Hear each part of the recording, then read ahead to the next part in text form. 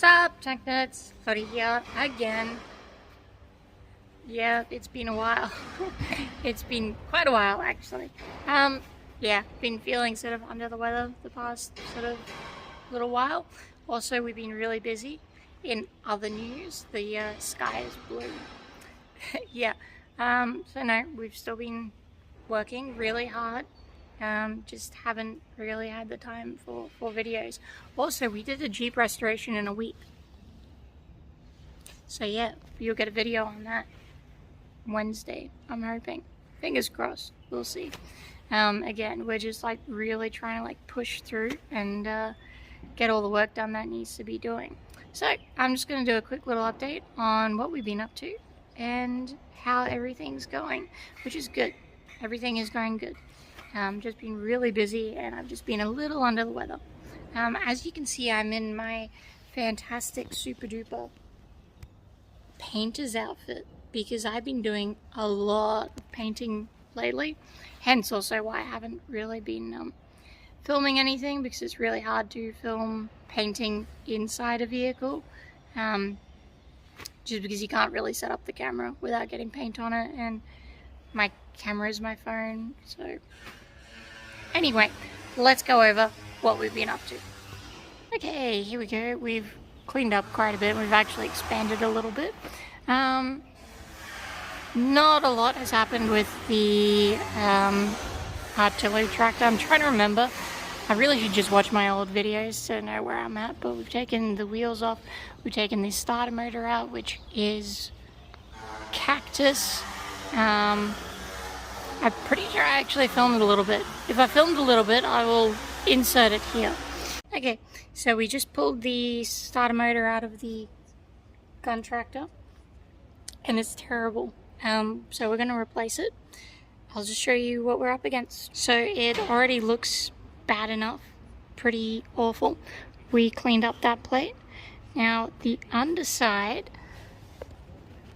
that is all mud and sand, all caught up in there. Absolutely disgusting. Anyway, we hooked it up to a 12 volt. So earth here. The interesting bit about these is that it's a manual throw arm. So this connects to a lever in the driver's compartment. So this lever is actually what manually throws out this spindle here and comes back. So that's controlled by here. Now when you go far enough, it actually pushes on this button, which actually does the turning bit of it. So I've just got it hooked up here. Now it sounds amazing. Prepare yourself. It sounds terrible. You can also see some smoke coming out of it. We're not going to use this one ever again. So you can see sparks. You can see it burning out everywhere. So yeah, not great. It somehow managed to turn that over once and start it up, and then since then it's been completely dead. Anyway, yeah, that's where we're at on this one.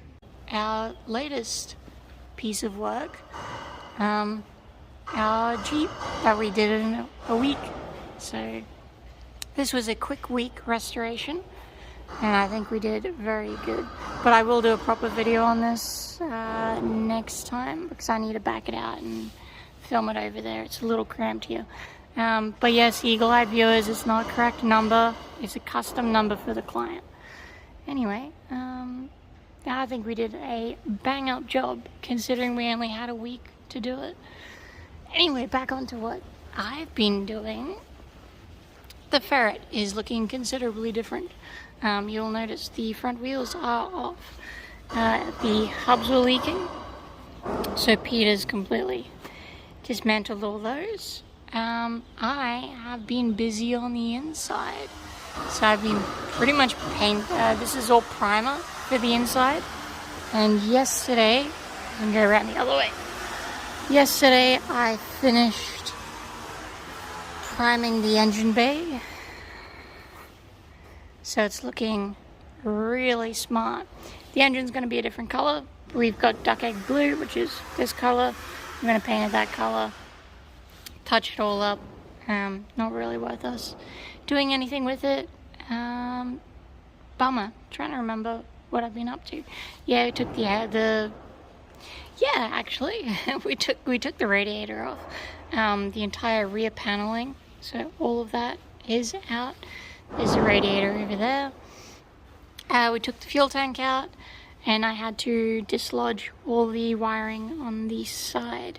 Still having issues with the distributor wiring, the ignition leads. We ordered the correct diameter and we got the wrong diameter. So yeah, still waiting on those. But yeah, I think we've done pretty good painting the inside.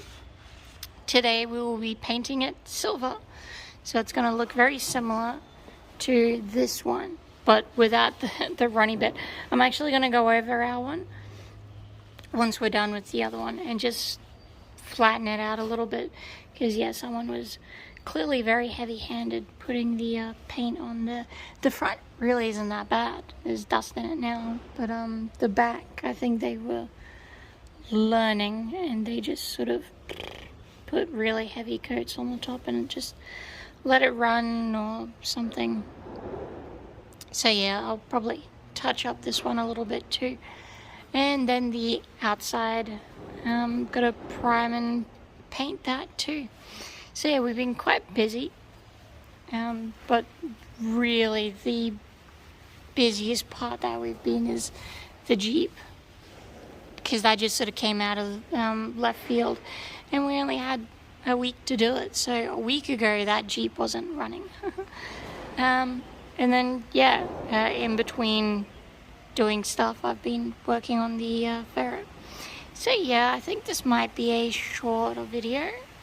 Yeah, I think this one will be a shorter video just so I can put it out and get back into the groove. I know I said that the last two videos, but it's just been so hectic with all the work coming, and we've got more work coming. I can promise you that. We've actually had to start declining having vehicles brought in because we're just running out of space to generously put things. We've got a lot more space to actually put stuff in, but we're never going to get to it. So it like when you've got a vehicle sitting there that you can't work on, that affects your workflow. And so we don't want to do that. So we just want to get over all of this sort of stuff. So yeah, I will see you guys on the next video. Hopefully, fingers crossed, Wednesday on the Jeep. See you then. Bye.